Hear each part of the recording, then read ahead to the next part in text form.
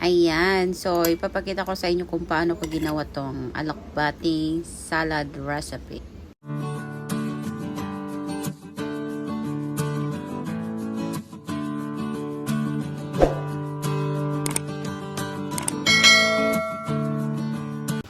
So, ayan guys. Welcome back to my channel. For today's video, maggagawa tayo ng salad. Ito ay yung gulay na alokbati. Ayan.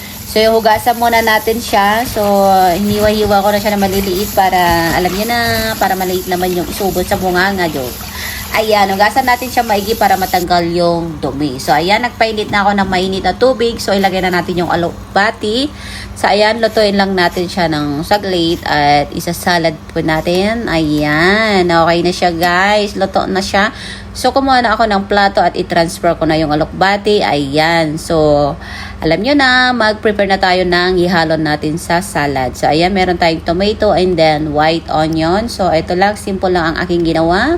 Ayan, so ito yung sauce niya. May meron tayong bagoong at naglagay din ako ng sili and then naglagay din ako ng vinegar. So, tansyahin na lang yung vinegar kung gaano karami ang gusto nyo. Akin kasi, gusto ko yung maasim. O, diba? Ayan. So, imimix na natin doon sa salad. Ayan.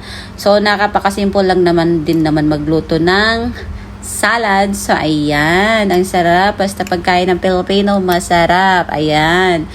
Hindi lang sa masarap, healthy pa. So, ayan guys. Ang sarap ang aking pagkain. Ayan. Thank you for watching. And follow for more and see you on next video. Bye-bye.